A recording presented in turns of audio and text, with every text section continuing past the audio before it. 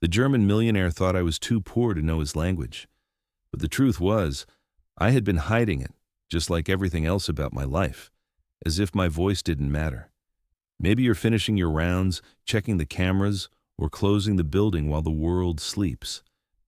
Tell me, where are you watching from, and what time is it there? I promise today's story will touch your heart. My name is Gloria, and for 15 years, I've been invisible in the heart of Los Angeles. Every morning at 5:30, I'd put on that faded gray uniform, lace up my worn sneakers, and step through the service entrance of the most expensive mansion in Brentwood. The smell of polished mahogany and Italian leather would greet me, but all it reminded me of was how small I was supposed to feel, how forgotten I was meant to be. The mansion stretched across 3 acres, with marble floors that reflected the California sun like mirrors. Each room cost more than most people earn in a lifetime. But for me, it was just another space to clean, another reminder that I existed only to serve. The millionaire who owned it, Herr Fisher, though he insisted everyone call him Mr. Fisher in America, had made his fortune in international real estate investments. His portfolio included luxury properties from Manhattan to Monaco, Bitcoin investments that had multiplied his wealth beyond imagination, and stock market holdings that generated millions in dividends each year. But that morning, everything changed. As I was mopping the marble hallway near his home office, his assistant's phone buzzed on the mahogany table. A group chat message appeared on the screen. A photo of me, hunched over a mop bucket with the caption, "The cleaning lady who pretends to know German." Below it, a string of laughing emojis and cruel comments from his business associates. One wrote, "Does she think we're impressed by her pretending?" Another, "Probably learned 3 words from a tourist guide." I froze, my hands gripping the mop handle until my knuckles turned white. The phone kept buzzing with more messages, each one cutting deeper than the last. They were discussing me like I was a curiosity, a joke to share during their expensive lunch meetings in Beverly Hills. But what they didn't know, what none of them suspected, was that I had spent 4 years at Humboldt University in Berlin, studying international law before my world fell apart. You see, when my husband died suddenly of a heart attack, leaving me alone with our 4-year-old son Marcus, I had to make an impossible choice: stay in Germany with no income and watch my child suffer, or come to America where my sister promised me work and a chance to build something better. I chose love. I chose sacrifice. I chose to become invisible so my son could have a future. But invisibility comes with a price. It seeps into your bones until you start believing that's all you are, a shadow moving through other people's lives, useful only for the tasks they won't do themselves. I had spoken perfect German with professors and classmates, debated legal precedents in university halls, dreamed of becoming a human rights attorney. Now I scrubbed toilets and pretended not to understand when they discussed their business deals in German right in front of me. The mansion in Brentwood became my prison. Every day I'd arrive before dawn and leave after sunset, moving through 18 rooms like a ghost.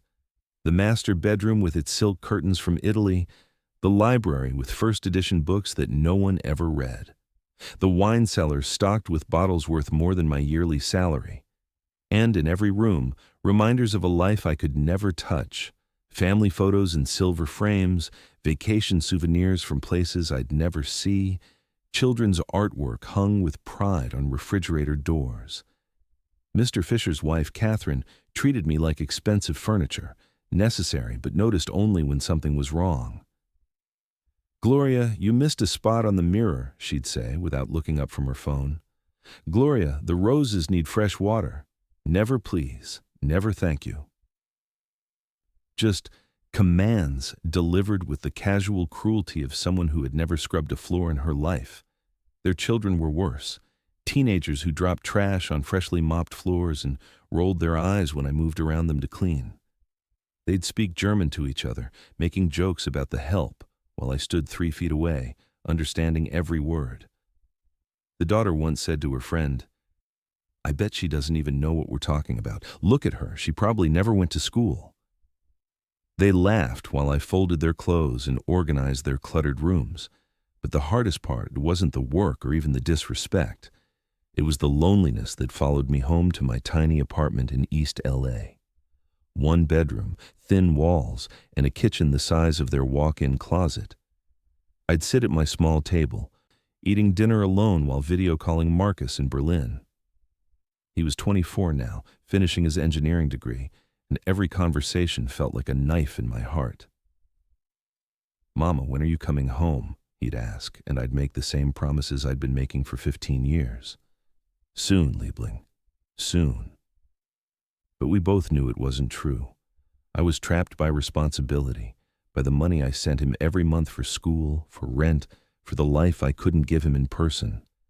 The weight of sacrifice grew heavier each year.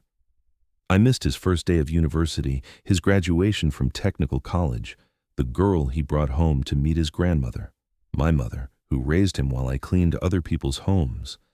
I sent money for birthdays and holidays, but what I couldn't send was myself. What I couldn't give him was the mother he deserved. Some nights, lying in my narrow bed, listening to sirens wail down Sunset Boulevard, I'd wonder if I had made the right choice. Was this sacrifice noble, or was it just fear disguised as love? Was I helping my son, or was I just running from the harder choice of starting over with nothing? The millionaire's fortune continued to grow while I scrubbed his floors. His investment portfolio included everything from traditional stocks and bonds to cryptocurrency holdings worth tens of millions. He owned commercial real estate across 3 continents, each property generating rental income that exceeded my lifetime earnings. Yet, he'd argue over my hourly wage, claiming the household budget was tight while his wife spent more on a single handbag than I made in 6 months. I remember the day I overheard him on a conference call, speaking German to investors in Munich. "Die Arbeiter hier sind so naive," he said. "The workers here are so naive. They don't understand the value of Deutsche Effizienz, German efficiency." He was describing a cost-cutting plan that would reduce benefits for the cleaning staff at his office buildings across Los Angeles. Hundreds of women like me, working multiple jobs to support their families, would suffer so his profit margins could increase. But I understood every word. I understood the casual contempt in his voice, the way he spoke about us like we were inconvenient expenses rather than human beings. And I said nothing. I continued dusting his desk while he planned to make our lives harder, my silence bought with desperation and fear. The breaking point came on a Tuesday morning in March. I had been fighting a fever for 3 days, but I couldn't afford to miss work.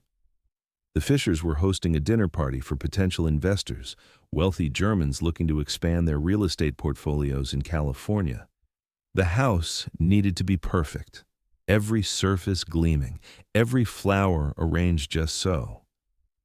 I was polishing silver candlesticks in the dining room when Mrs. Fisher's voice cut through my fever-induced haze. "Gloria, you look terrible. Are you sick?"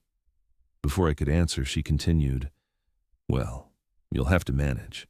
We can't have you leaving early tonight. This dinner is too important." No concern for my health. No suggestion that I rest. Just the assumption that my suffering was less important than her social obligations.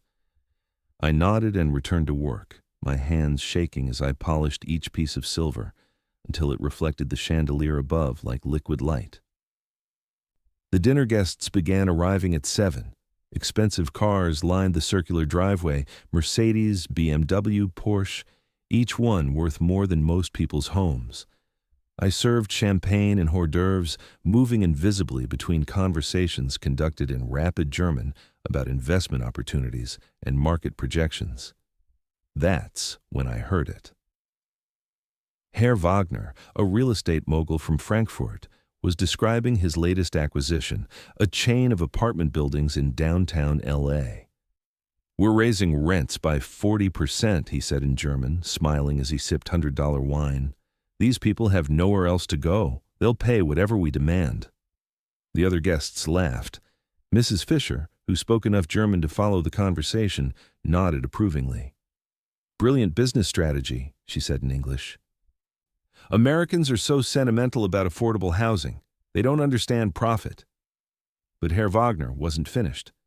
"The best part is the maintenance staff. We're replacing the current cleaning crews with cheaper labor. More profit, less overhead. The tenants won't complain. They don't have the money to move." I nearly dropped the champagne bottle. Those apartment buildings, I knew them. My neighbor Rosa worked as a housekeeper there. Her daughter attended UCLA on a partial scholarship, and Rosa cleaned offices at night to pay the remaining tuition. If they raised her rent by 40%, she'd have to choose between keeping her home and keeping her daughter in school. The fever made everything feel surreal, like watching a movie where the villains revealed their plans while the hero stood helpless nearby. But I wasn't helpless.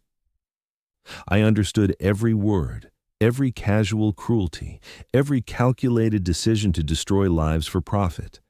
And they had no idea. As the evening progressed, the conversations grew more revealing. They discussed tax avoidance strategies, ways to exploit immigration laws to pay workers less, schemes to buy distressed properties and evict longtime tenants. The dining room, with its crystal glasses and gold-rimmed plates, became a war room where they planned the destruction of entire communities. But it was Herr Fischer's comment that finally broke something inside me. "The cleaning lady," he said, gesturing toward the kitchen where he assumed I couldn't hear. "She's been with us for years, and I bet she doesn't understand a single word we're saying. They never do. It makes business discussions so much easier when the help can't follow along." The guests chuckled, and someone made a joke about my intelligence. Another suggested I was probably sending money to family members who were taking advantage of my hard work. They painted me as a stereotype, the simple immigrant woman too naive to understand she was being underpaid and overworked. I finished cleaning the kitchen in silence, my hands moving mechanically while my mind raced. 15 years of biting my tongue, 15 years of letting them believe I was too stupid to understand their cruelty, 15 years of accepting their version of who I was supposed to be. That night, I didn't sleep. I sat at my kitchen table with a cup of tea growing cold between my hands, staring at the framed photo of Marcus at his high school graduation. He wore a proud smile and a cap that read, "Future Engineer," in cheerful letters. Everything I had sacrificed had been for that smile, for that future, for the opportunities I couldn't give him any other way. But what had it cost me? What had I become in the process of trying to be a good mother? I had erased myself so completely that I no longer existed, except as a function, the woman who cleaned, who served, who endured. My education, my dreams, my voice, all buried under years of silence and submission. The next morning, something felt different. Maybe it was the fever breaking, or maybe it was 15 years of suppressed anger finally reaching its limit. I put on my uniform and drove to Brentwood, but for the first time, I looked in the rearview mirror and saw myself. Really saw myself. Not the invisible cleaning lady, but Gloria Schmidt, former law student, devoted mother, survivor. The mansion looked the same, but I walked through it with new eyes. The marble floors I had polished thousands of times, the windows I had cleaned until they sparkled, the rooms I had organized and maintained while their owners lived in luxury, built on the backs of people like me. I was in the home office, dusting Mr. Fisher's massive mahogany desk, when I noticed the papers scattered across its surface. Financial documents, investment portfolios, legal contracts, all written in German and left carelessly in the open because he assumed I couldn't read them. But I could. And what I read made my blood run cold. The documents detailed a massive fraud scheme involving his real estate investments. He was using shell companies to inflate property values, taking out loans against the inflated assessments, and then funneling the money through cryptocurrency exchanges to hide the trail. His Bitcoin holdings, worth millions on paper, were actually backed by fraudulent collateral.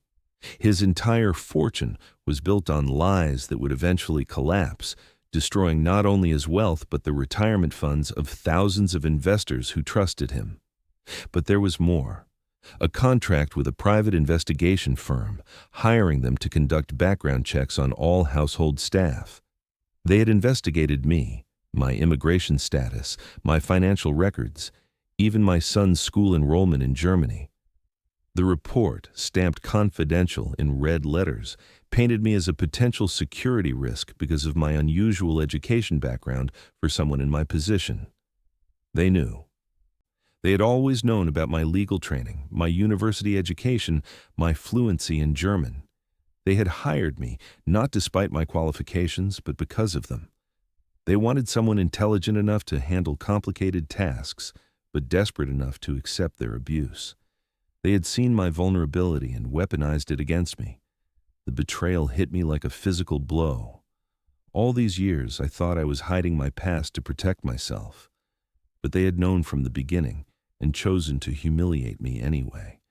They found pleasure in having an educated woman scrub their toilets.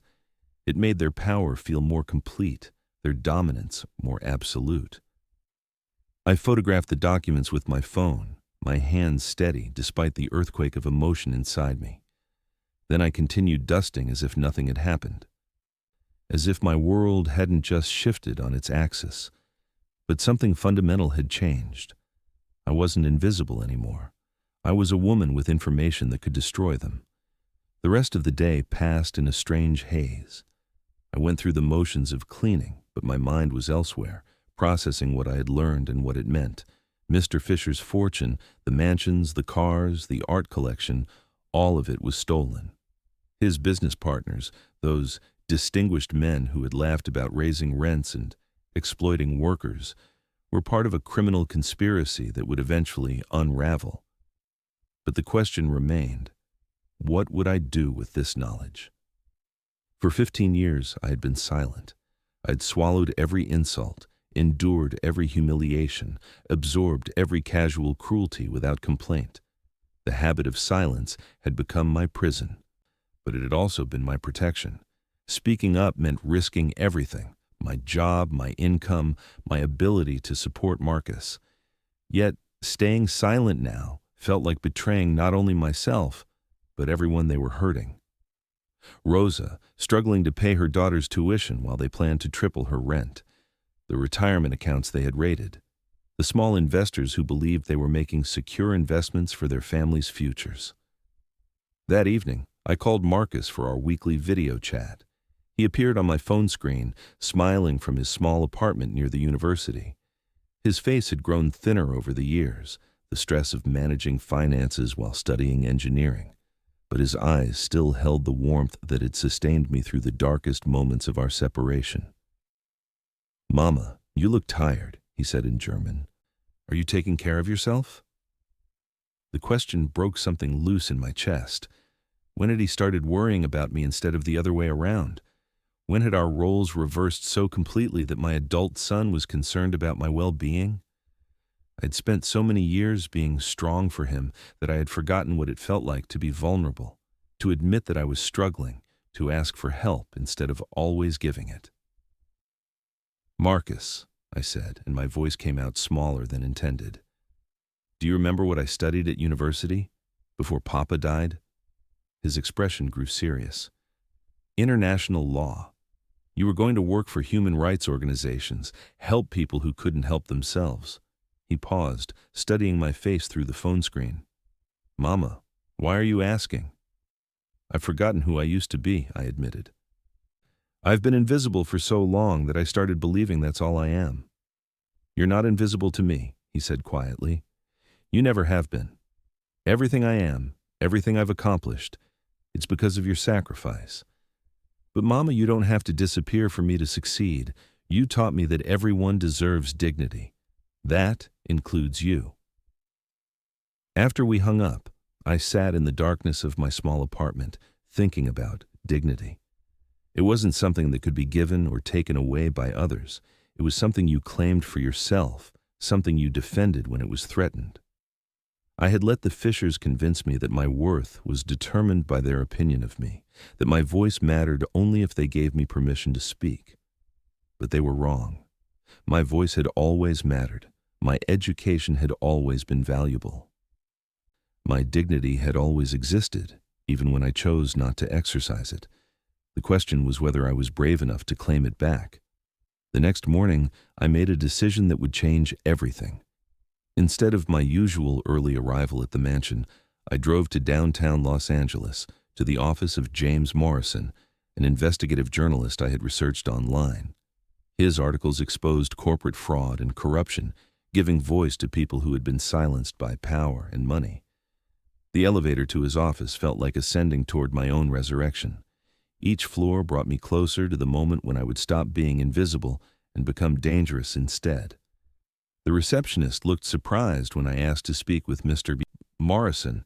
I clearly wasn't his usual type of source, but something in my expression must have convinced her to let me wait. When he finally emerged from his office, James Morrison looked exactly like his photograph. Rumpled suit, tired eyes, the appearance of someone who spent his days digging through corruption and finding more than he wanted to see. He glanced at me uncertainly, probably wondering why a cleaning lady had requested a meeting with one of LA's most respected investigative reporters. "Mr. Morrison," I said in perfect English, with just a trace of my German accent showing through. "My name is Gloria Schmidt, and I have information about a massive real estate fraud scheme involving some of the wealthiest investors in Los Angeles. I believe you'll find it very interesting." His eyebrows rose slightly, but he gestured toward his office. "Please come in and call me James." Over the next 2 hours, I laid out everything I had discovered: the fraudulent property valuations, the cryptocurrency money laundering, the shell companies designed to hide stolen assets. I showed him the photographs I had taken, explaining how my position as household staff had given me access to confidential documents that revealed the scope of the conspiracy. James listened without interruption, occasionally asking clarifying questions that revealed his understanding of financial crime. When I finished, he leaned back in his chair and studied me with new respect. "Mrs. Schmidt," he said, "this is one of the most comprehensive fraud cases I've seen in 20 years, but I have to ask, why are you coming forward now?" "This kind of exposure will certainly cost you your job, probably make you some dangerous enemies." "What changed?" I thought about Marcus, about dignity, about the 15 years I'd spent believing that silence was safety. "I remembered who I used to be," I said simply, and I decided I didn't want to be invisible anymore.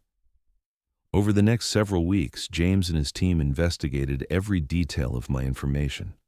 They confirmed the fraudulent property schemes, tracked the cryptocurrency transfers, and identified dozens of victims whose retirement funds had been stolen. The investigation revealed a network of corruption that extended far beyond the Fishers to include banks, real estate agencies, and investment firms across the country. But the most shocking discovery came when they looked deeper into Herr Fischer's background. The German millionaire who had employed me for 15 years wasn't German at all. His real name was Frank Fuller, and he was a small-time real estate agent from Phoenix who had reinvented himself with a fake accent and fabricated European credentials.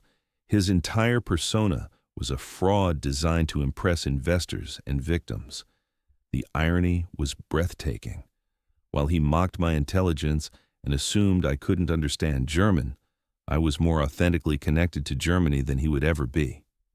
My university degree was real. My language skills were real. My understanding of European business culture was real. Everything about him, from his accent to his credentials, was performance. During those weeks of investigation, I continued working at the mansion as if nothing had changed, but everything had changed. I moved through the rooms with new purpose, collecting additional evidence, documenting conversations, building the case that would eventually destroy them. For the first time in years, I felt alive.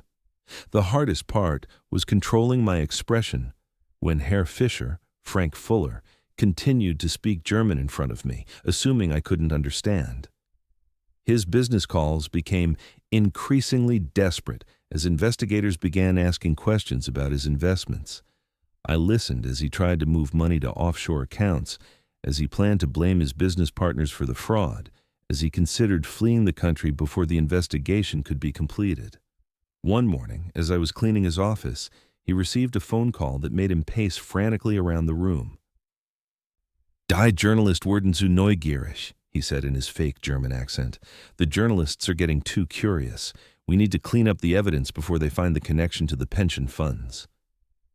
I continued dusting, my face carefully neutral, while he described plans to destroy documents and intimidate witnesses. He had no idea that one of his most damaging witnesses was standing 3 feet away, understanding every word of his incrimination. But the most revealing moment came during another dinner party, this one smaller and more desperate than the previous gathering. The same group of investors, but the mood had changed from celebration to crisis management. I served wine and hors d'oeuvres while they discussed damage control in rapid German, their voices tight with fear. "The cleaning lady," one of them said, gesturing toward me with dismissive casualness. "She's been here for years. Do you think she could have overheard anything compromising?" Herr Fischer laughed, the sound bitter and strained. "Gloria. She barely speaks English, let alone German. She's completely harmless, just a simple woman who cleans houses and sends money to family. We could plan a murder in front of her and she wouldn't understand enough to be dangerous." The casual cruelty of the comment hit me like a slap, but I kept my expression blank as I refilled their wine glasses. They would learn soon enough how wrong they were about my capacity for danger. That weekend, James Morrison called to tell me the story was ready to publish. The investigation had uncovered fraud exceeding $50 million, affecting hundreds of victims across 3 states. Federal prosecutors were preparing criminal charges, and the SEC was launching its own investigation into the cryptocurrency aspects of the scheme. "Mrs. Schmidt," James said, "I want you to know that your courage has given justice to hundreds of people who were powerless against these criminals. Your voice has made the difference. Your voice has made the difference." The words echoed in my mind long after we hung up. For 15 years, I'd believed my voice didn't matter. I'd let others define my worth, accepted their version of who I was supposed to be. But my voice had always mattered. I'd just been afraid to use it. The article published on a Tuesday morning with the headline, "The Phantom German, How a Phoenix Real Estate Agent Defrauded Millions with a Fake Accent and International Schemes." Within hours, the story had spread across social media and news outlets. By noon, FBI agents were executing search warrants at the Brentwood mansion. I wasn't there when they arrested him. James had advised me to take a few days off to let the initial chaos settle before returning to work.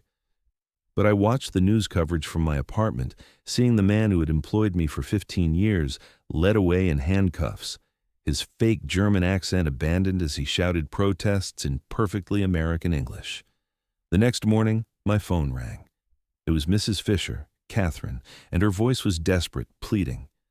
"Gloria, please come in today. I know this is difficult, but we need you now more than ever. The house is in chaos. There are lawyers calling constantly, and I can't manage without you." For 15 years, she had spoken to me like I was furniture. Now, suddenly, I was indispensable. The irony would have been amusing if it wasn't so pathetic. "I'm sorry, Mrs. Fisher," I said calmly. "I won't be returning to work." But where will you go? What will you do?" "Gloria, you need this job." The assumption that I was helpless without them, that I had no options beyond serving their needs, revealed everything about how they had seen me. "I'll be fine," I said. "I have other plans." I hung up before she could respond, before she could try to convince me that my value existed only in relation to their needs. For the first time in 15 years, I'd ended a conversation with them on my own terms. The media attention that followed was overwhelming but strangely liberating. James Morrison wrote a follow-up piece about my role in exposing the fraud, describing me as the unlikely hero whose silence hid extraordinary intelligence and courage. Other news outlets picked up the story, focusing on the irony of the fake German millionaire who was brought down by his genuinely German-educated housekeeper. Interview requests poured in, but I declined most of them. I wasn't interested in fame or attention. I had found my voice not to become famous, but to reclaim my dignity and help people who had been victimized the same way I had been. But there was one interview I did accept, a Spanish-language television program that focused on immigrant workers' rights. The host, Maria Santos, was a former domestic worker herself who had built a career advocating for people in situations like mine. She understood the psychology of invisible labor, the way employers weaponize desperation against vulnerable workers. "Gloria," she said during our conversation, "many viewers are asking the same question. Why did you wait so long to speak up? What kept you silent for 15 years? It was the question I had been asking myself since the story broke. Fear, I admitted. Fear of losing my job, fear of not being able to support my son, fear that my voice didn't matter, but mostly fear that I had become the person they said I was, just a cleaning lady with nothing valuable to contribute. And what changed? I remembered that my education couldn't be taken away, that my intelligence wasn't diminished by the work I did, and that my worth wasn't determined by their opinion of me. I realized that staying silent wasn't protecting anyone. It was just enabling them to hurt more people. The interview aired on a Sunday evening, and my phone rang almost immediately afterward. It was Marcus, calling from Berlin with excitement and pride in his voice. "Mama, I just watched your interview online. I'm so proud of you. You found your voice again." I never lost it, I realized as I spoke. I just forgot how to use it. In the weeks that followed, the legal cases moved forward quickly. The FBI investigation revealed the full scope of the fraud, leading to charges against 12 people and the recovery of $38 million in stolen assets. Victims began receiving partial restitution, including Rosa, my neighbor, whose daughter was able to continue her education at UCLA without the fear of losing their home. But the most meaningful outcome wasn't financial. It was personal. I received hundreds of letters and emails from domestic workers, immigrants, and other people who had felt invisible in their own lives. They thanked me, not just for exposing the fraud, but for showing them that intelligence and dignity could survive even in circumstances designed to destroy them. One letter particularly moved me. It came from a woman named Elena, who cleaned offices in Phoenix. Ironically, some of the same buildings where Frank Fuller had started his real estate career before reinventing himself as a German millionaire. "Thank you for showing me that education and wisdom don't disappear just because other people can't see them," she wrote. "You reminded me that I used to be a teacher before I came to America, and that part of me still exists." Reading her words, I understood that my story had become bigger than my personal experience. It had become a reminder that millions of people carry hidden depths, that intelligence and education exist in unexpected places, and that the most dangerous thing a person can do is underestimate someone they've decided is beneath their notice. The criminal trials began 6 months later. I testified as the primary witness against Fisher and his co-conspirators, describing how my access to their private conversations and documents had revealed the scope of their crimes. The defense attorneys tried to discredit me, suggesting that I had violated my employer's trust by photographing confidential papers and recording their conversations. But the prosecutors had prepared me well. When the defense lawyer asked whether I felt guilty about betraying people who had employed me for 15 years, I looked directly at the jury and said, "I felt guilty about staying silent while they stole from elderly people's retirement accounts. I felt guilty about enabling fraud that destroyed families' financial security. But I don't feel guilty about choosing justice over loyalty to criminals."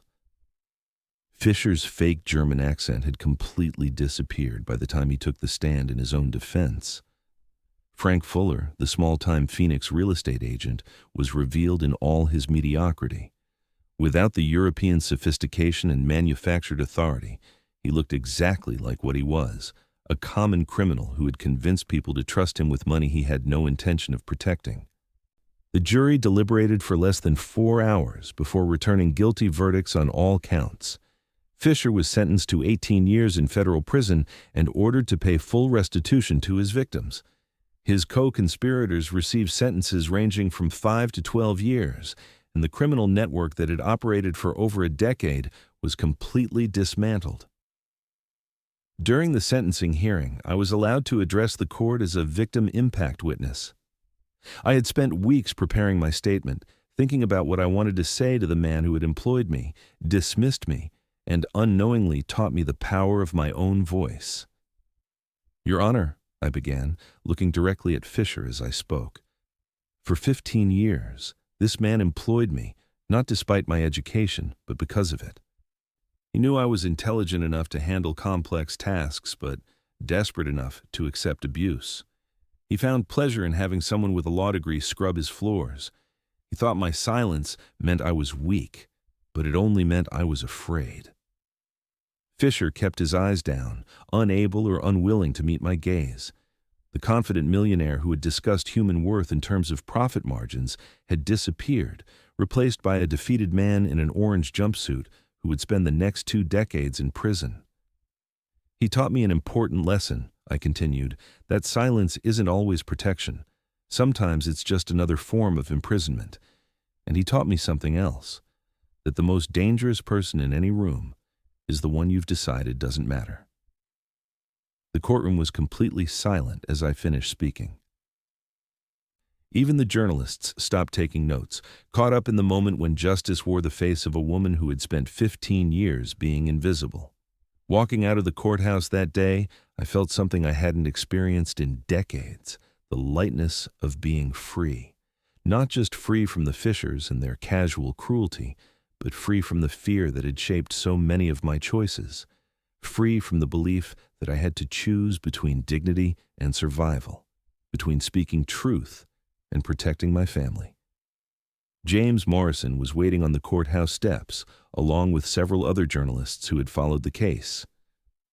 "Mrs. Schmidt," he called out, "how does it feel to see justice done?" I paused, thinking about the question. How did it feel to watch the people who had treated me like furniture face the consequences of their crimes? How did it feel to know that my voice, the voice they had dismissed as unimportant, had brought down their entire criminal empire? "It feels like remembering who I always was," I said simply. The media attention gradually faded, but my new life was just beginning. The Victim Compensation Fund provided me with enough money to make choices based on what I wanted rather than what I needed to survive.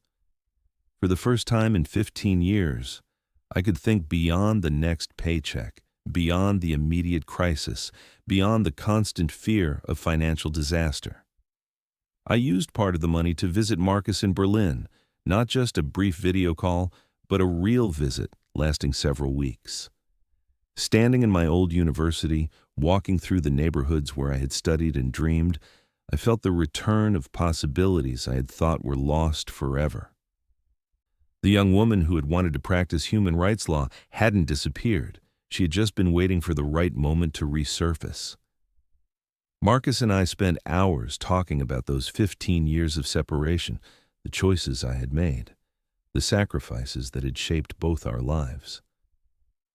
"Mama," he said one evening as we walked along the Spree River, "I used to be angry that you left. I couldn't understand why you chose America over staying with me." His honesty hurt, but I was grateful for it. We had both carried wounds from my decision, and healing required acknowledgement of the pain we had caused each other in the name of love. "But watching you find your voice again," he continued, "seeing you stand up to those people who treated you badly, it made me understand something. You didn't become small because you wanted to. You became small because you thought it was the only way to keep me safe. And then you remembered how to become big again." We stood on the bridge where I used to walk as a student, looking out at the city that had shaped my youth and education. "I want you to come home, Mama," Marcus said quietly. "Not because you have to, but because you want to. Germany needs lawyers who understand what it's like to be invisible, who can fight for people nobody else sees." The idea had been growing in my mind since the trial ended. With my law degree and my new experiences, I could help other immigrants navigate legal systems designed to intimidate and exclude them. I could use my voice not just for myself, but for people still trapped in the silence that had once imprisoned me. But first, I had something to do in Los Angeles. I returned from Berlin with a clarity I hadn't felt in decades. Using the skills I had learned in law school and refined through years of careful observation, I started a nonprofit organization focused on protecting domestic workers' rights. The Legal Advocacy Network for Invisible Workers, LAN-IW, began with just me in a small office in downtown LA, but it grew quickly as word spread through immigrant communities. Our first case involved a family of nannies and housekeepers who had been systematically underpaid by a Beverly Hills entertainment executive. Like the Fishers, he had assumed his employees couldn't understand English well enough to realize they were being cheated. Like me, they had been documenting his behavior for years, waiting for someone to help them find their voices. The case settled quickly once we presented evidence of wage theft and tax fraud. The executive paid full restitution plus penalties, and we used the publicity to educate other domestic workers about their rights. Within 6 months, Lonnie was handling dozens of similar cases, each one involving employers who had mistaken desperation for stupidity. But the most satisfying case came when Rosa, my former neighbor, called to ask for help. The apartment building where she worked had been sold to new owners who were planning to evict all tenants to convert the units to expensive condos.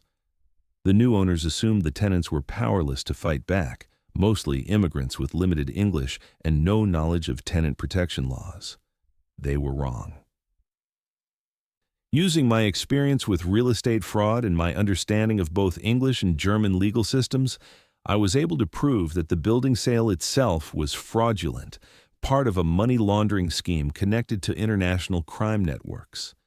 The case made headlines when it turned out the new owners were using the same cryptocurrency exchanges that Fisher had employed in his fraud schemes.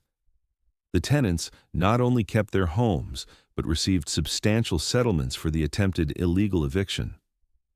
Rose's daughter graduated from UCLA with honors and now works as an engineer at a firm that designs affordable housing projects. The circle of helping and being helped continued to expand, each victory creating possibilities for the next person who needed a voice. 3 years after the Fisher trial, I made the decision to move back to Berlin. Lonnie was well established with a strong team of lawyers and advocates who could continue the work without me. Marcus had finished his engineering degree and was working for a company that built renewable energy infrastructure across Europe. After 18 years apart, we were both ready to build a relationship based on choice rather than obligation. My last day in Los Angeles, I drove past the Brentwood mansion where I had spent 15 years learning how to be invisible. The property was for sale, the asking price reduced several times as the Fisher scandal made it difficult to find buyers. The marble floors I had polished thousands of times, the windows I had cleaned until they sparkled, all of it stood empty, testimony to the temporary nature of power built on fraud and cruelty. But I felt no bitterness looking at the mansion. Those 15 years hadn't been wasted.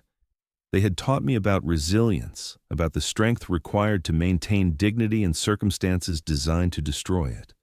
They had shown me that intelligence and education can survive any circumstance, that silence is sometimes strategy rather than submission, and that the right moment to speak truth is whenever you find the courage to do it. The plane lifted off from LAX on a clear Tuesday morning, and I watched the city spread out below me like a map of possibilities. Somewhere down there, other women were cleaning houses and offices, taking care of children and elderly parents, working jobs that made them invisible to the people who depended on them. Some of them carried law degrees or teaching credentials or engineering expertise that their employers would never recognize. Some of them spoke multiple languages fluently while being treated as if they were barely literate. But they weren't alone anymore. Lanny and organizations like it were growing stronger, creating networks of support and advocacy. The Fisher case had become a teaching tool used by law schools and immigrant rights organizations, showing how systematic fraud often depends on the silence of people who are afraid to speak up. My story had become part of a larger conversation about invisible labor, about the intelligence and dignity of people whose work is essential but undervalued. I received messages from domestic workers, janitors, nannies, and caregivers around the world who had found courage in my example to assert their own rights and demand better treatment. Berlin welcomed me back with the golden light of early autumn, the same light that had illuminated my student days 3 decades earlier. I found an apartment near the university where I had studied law, close enough that I could walk past the lecture halls where I had first learned about justice and human rights. The young woman who had dreamed of using legal advocacy to help vulnerable people hadn't disappeared after all. She had just taken a longer path to her destination. Within a month, I was working with a legal aid organization that specialized in immigrant rights cases. My experience in the American legal system, combined with my understanding of domestic worker exploitation, made me valuable in ways that my younger self had never imagined. The years of cleaning houses hadn't diminished my legal education. They had enhanced it with real-world understanding of how laws actually affect people's lives. My first case in Berlin involved a group of cleaning women from Eastern Europe who were being systematically underpaid and threatened with deportation if they complained. Their employer was a wealthy businessman who owned commercial real estate across Germany, much of it rented to international companies. He spoke to his cleaning staff in broken English, claiming he couldn't understand their concerns about working conditions and wages.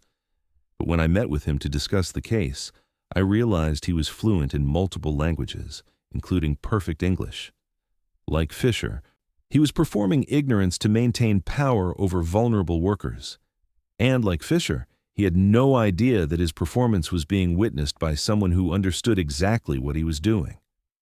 The case settled within weeks, once we presented evidence of wage theft and immigration law violations. The businessman agreed to pay full back wages plus damages, and he was required to hire a compliance officer to ensure proper treatment of all future employees. But more importantly, the 12 women who had been trapped in exploitative jobs found their voices and learned to use legal systems that had seemed impossibly complex before they had an advocate who spoke their language, literally and figuratively. 6 months after returning to Berlin, I received an unexpected visitor. Marcus arrived at my apartment with a young woman I didn't recognize, both of them grinning with the barely contained excitement of people carrying wonderful news. "Mama," Marcus said, "I'd like you to meet Sarah. We're engaged." Sarah was an American lawyer working for an international human rights organization based in Geneva. She specialized in labor law and immigrant rights, with a focus on domestic worker protections. As we talked, I realized she knew about my case against Fisher, and had actually used it as a precedent in her own work, advocating for better legal protections for household employees. "Mrs. Schmidt," she said, "your story has become required reading in the Human Rights Program where I teach part-time. It's a perfect example of how systemic fraud depends on silencing the people who witness it, and how finding your voice can create justice not just for yourself, but for entire communities." The irony was beautiful and complete. My son was marrying a woman who understood exactly what I had experienced and why it mattered. The work I had started in Los Angeles was continuing through people I would never meet, in places I might never visit, creating ripples of change that extended far beyond my individual story. Their wedding took place the following spring in a small ceremony attended by family and friends from both sides of the Atlantic. James Morrison flew in from Los Angeles, along with several of the lawyers and advocates who had worked on the Fisher case. Rosa brought her daughter, who was now working as an engineer and volunteering with Lanny in her spare time. As I watched Marcus and Sarah exchange vows in both English and German, I thought about the choices that had brought us all to this moment. The young mother who had left Berlin 30 years earlier could never have imagined this outcome. Her son happy and successful, her own voice not just recovered but amplified through others, the invisible work of creating justice recognized and valued. But she would have been proud. All the sacrifice, all the years of silence, all the nights wondering if I was strong enough to continue. They had led to this moment when love and justice and family created something beautiful together. The reception was held in a garden restaurant overlooking the Spree, the same river where Marcus and I had walked during my first visit back to Berlin. As the evening progressed and stories were shared in multiple languages with guests from several continents, I felt the profound satisfaction of a life that had found its proper shape. During the toasts, James Morrison stood up to speak. "I've covered a lot of stories about corruption and fraud," he said, "but Gloria's case taught me something special about courage. It's not always dramatic or obvious. Sometimes courage looks like a woman who cleans houses and says nothing for 15 years while she gathers the evidence that will eventually bring justice. Sometimes courage is knowing when to be visible and when to stay invisible, when to speak and when to listen." He raised his glass toward me. "To Gloria, who taught us that the most dangerous person in any room is the one you've decided doesn't matter." The toast was echoed in 3 languages, and as I looked around at the faces of people whose lives had been touched by the decision I made that morning when I chose to stop being invisible, I understood something fundamental about the nature of change. It doesn't always happen in grand gestures or dramatic moments. Sometimes it happens in the accumulated weight of small choices, in the decision to document rather than forget, in the moment when you finally decide your voice is worth hearing. That night, after the celebration ended and the guests had returned to their hotels, I walked alone along the river where I used to dream about practicing law. The water reflected the city lights like scattered diamonds, beautiful and constantly changing. I thought about the 16-year-old law student who had walked here decades earlier, full of idealism and certainty about how justice worked. She had believed that right and wrong were clearly defined, that legal systems protected good people and punished bad ones, that education and intelligence would always be recognized and valued. Life had taught her that the world was more complicated, that justice required not just knowledge but courage, that sometimes the most important battles were fought by people society had decided were unimportant. But she had been right about the essential truth. Everyone deserves dignity. Everyone's voice matters, and the law, properly used, can be a tool for protecting the vulnerable rather than exploiting them. It had just taken her much longer than expected to figure out how to make those ideals reality. Now, at 62, I finally understood what my mother used to say when I was young and impatient for change. "Geduld, mein Kind.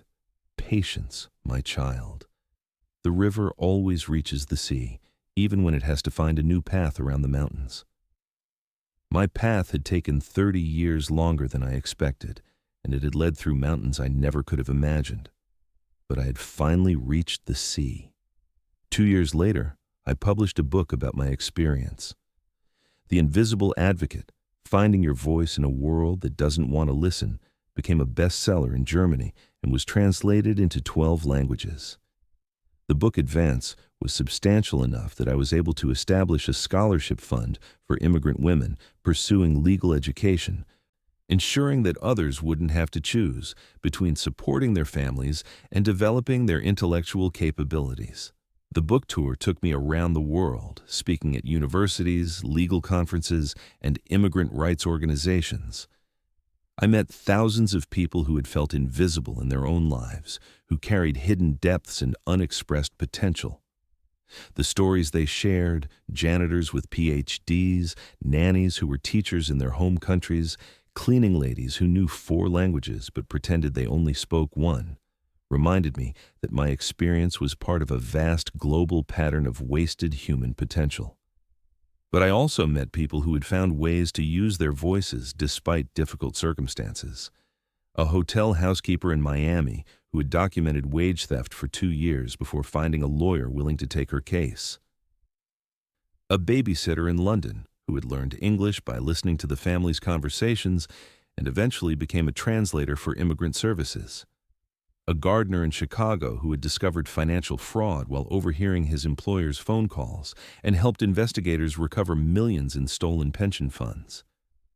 Each story reinforced the same truth. Intelligence exists in unexpected places, courage can develop over decades of apparent submission, and the people society overlooks are often the ones with the clearest understanding of how systems actually work. The most meaningful part of the book tour was visiting Lonnie's new offices in Los Angeles. The organization had grown from my small startup to a major legal advocacy center with 43 staff members and offices in 6 cities. They were handling more than 3,000 cases annually, from individual wage theft complaints to major class action suits against corporations that systematically exploited vulnerable workers. The current director, Maria Santos, the television host who had interviewed me years earlier, had built Lanny into one of the most respected immigrant rights organizations in the country. "Gloria," she said as we toured the new facilities, "your case against Fisher didn't just expose one fraud scheme. It created a template that we've used to uncover dozens of similar operations. The method you developed, using invisibility as camouflage while gathering evidence, has become standard practice for investigating employer misconduct." The investigative unit had a wall covered with photographs and documents from their closed cases. Fraudulent businesses exposed, workers' rights vindicated, millions of dollars in stolen wages recovered. Each case represented families whose lives had been changed by finding their voices, by learning that their experiences mattered enough to be heard by courts and journalists and government agencies. But the image that moved me most was in Maria's office. A framed photograph from the Fisher trial, showing me at the witness stand, speaking into the microphone with quiet confidence. Below it, a plaque read, "The most dangerous person in any room is the one you've decided doesn't matter. Gloria Schmidt, founder." Looking at that photograph, I remembered exactly how I felt that day. Nervous but determined, scared but absolutely certain that I was doing the right thing. The woman in the picture looked smaller than I remembered feeling, but her posture was straight, her eyes were clear, and her voice, I knew, was steady. That was the moment when I stopped being invisible. Now, as I prepare to celebrate my 65th birthday next month, I find myself reflecting on the nature of time and change. 30 years ago, I was a young widow desperate to provide for her child, willing to sacrifice everything, including my own voice, to create opportunities I couldn't give any other way. 20 years ago, I was a middle-aged woman who had forgotten what she was capable of, trapped by habits that felt like survival but were really just another form of prison. Today, I'm someone I never expected to become. A published author, a sought-after speaker, an advocate whose work has changed laws and protected thousands of vulnerable workers. But more importantly, I am someone who has learned that invisibility is sometimes strategic, silence is sometimes strength, and the most powerful moment in any person's life is when they decide their voice is worth hearing.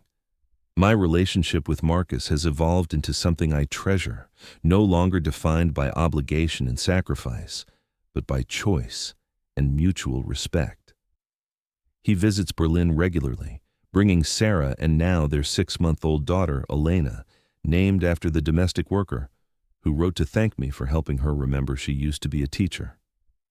Watching Marcus with his daughter, I see how different his parenting is from the desperate love that shaped my choices when he was young. He never has to choose between being present and providing security, between his voice and his family's survival. The sacrifices I made created possibilities for him that he can now offer to the next generation without the same terrible trade-offs. Elena will grow up bilingual, bicultural, surrounded by adults who value education and justice and the courage to speak truth even when it's difficult. She will know her grandmother not as someone who cleaned houses in silence, but as someone who found her voice and used it to create change. The stories she hears about invisible labor and immigrant rights and finding courage in impossible circumstances will be family history, not distant abstractions. That continuity, The knowledge that my struggles have become part of a larger narrative of resilience and justice gives meaning to everything I experienced during those 15 years in Los Angeles. The humiliation wasn't pointless. The silence wasn't weakness. The careful observation and documentation weren't signs of cowardice, but preparation for the moment when speaking truth would actually create change. I still work as a legal advocate, taking cases that particularly interest me, rather than needing to accept every client for financial survival. Last month, I helped expose a domestic worker trafficking scheme that had operated for 8 years in luxury hotels across Europe. The case involved women from 6 countries who had been promised legitimate housekeeping jobs, but were instead trapped in exploitative situations, their passports confiscated, their wages stolen, their complaints ignored by authorities who assumed they were lying. The parallels to my own experience were obvious, but important. These women weren't just victims. They were witnesses to how criminal systems actually operate, keepers of information that could bring justice if anyone bothered to listen to them. Their invisibility had made them dangerous in ways their exploiters never imagined. The investigation took 18 months and resulted in 47 arrests across 12 countries. But the outcome that mattered most was watching 23 women find their voices, learn to navigate legal systems that had seemed impossibly complex, and discover that their experiences were valuable evidence rather than shameful secrets. At the press conference announcing the convictions, one of the women, a former teacher from Romania who had been cleaning hotel rooms for 3 years while documenting wage theft and abuse, spoke directly to the journalists from around the world. For too long, she said in perfect English that surprised the reporters who had been given translation headphones, "You have seen us as problems to be solved rather than people with information you needed. We were never helpless. We were just waiting for someone to ask us what we knew." Her words echoed in my mind for days afterward. We were never helpless. We were just waiting for someone to ask us what we knew. That sentence captured something essential about invisible labor, about the intelligence and agency of people society overlooks, about the difference between being silenced and choosing strategic silence. Tonight, as I write this from my apartment overlooking the Spree River, I'm preparing for tomorrow's lecture at Humboldt University, the same institution where I studied law 45 years ago, as a young woman convinced that education would automatically lead to justice. Tomorrow I'll speak to current law students about the practical challenges of advocating for vulnerable populations, about the patience required for systemic change, about the importance of listening to voices that society has decided don't matter. The lecture hall will probably be full of idealistic young people, much like I was at their age. Brilliant, passionate, certain that right and wrong are clearly defined and that intelligence will always be recognized and valued. I won't try to diminish their optimism, but I hope to complicate it with wisdom earned through 30 years of learning that justice is more difficult and more possible than they currently imagine. I'll tell them about Fisher's fake German accent and the real education that allowed me to eventually expose him. I'll explain how 15 years of apparent submission became the foundation for creating systemic change. I'll describe the difference between being invisible and becoming dangerous, between losing your voice and learning when to use it most effectively. But mostly, I'll remind them that the most important clients they'll ever serve might be people their colleagues assume have nothing valuable to contribute. The most crucial information they'll ever receive might come from witnesses society has decided don't matter. The most meaningful victories they'll ever achieve might require decades of patience and strategic silence before the moment arrives, when speaking truth can actually create change. The snow that began falling this afternoon has covered Berlin in white silence, muffling the sounds of traffic and conversation, creating the kind of stillness that encourages deep reflection. Looking out at the city where my legal education began, where my son now builds his own family, where I've finally learned to use my voice effectively, I feel the profound satisfaction of a story that has found its proper ending. Not the ending I planned as a young woman, not the outcome I could have imagined during those desperate years in Los Angeles, but the conclusion that makes sense of everything that came before. The sacrifices weren't meaningless. The silence wasn't submission. The invisible years weren't wasted, but were preparation for the work I was always meant to do. As I finish writing tonight, I'm thinking about you, whether you're reading this at your kitchen table after a long day of undervalued labor, or listening while you clean offices after everyone else has gone home, or watching on your phone during a break from caring for other people's children or parents. I'm thinking about the intelligence you carry that others don't recognize, the languages you speak that employers assume you don't understand, the education you completed in places they've never heard of. Your voice matters. Your experience is valuable. Your silence might be strategic, but it doesn't have to be permanent. The moment when you decide to speak truth, whether that's tomorrow or next year or a decade from now, that moment will come when you're ready for it. And when it does, you might be surprised by how dangerous you've become while everyone assumed you were harmless. The most dangerous person in any room is the one you've decided doesn't matter. Remember that. Use it when you're ready. Have you ever worked for someone who never saw your worth? Have you ever felt invisible while doing essential work? I'd love to hear your story in the comments below. If this story moved you, please like and subscribe. It helps this message reach someone else who gives their all behind the scenes and wonders if their voice will ever matter. To continue these emotional journeys together, we've created a special podcast with stories equally heartfelt. You can find it here on the left. Thank you for joining me on this journey of finding my voice again. I'll see you in the next story.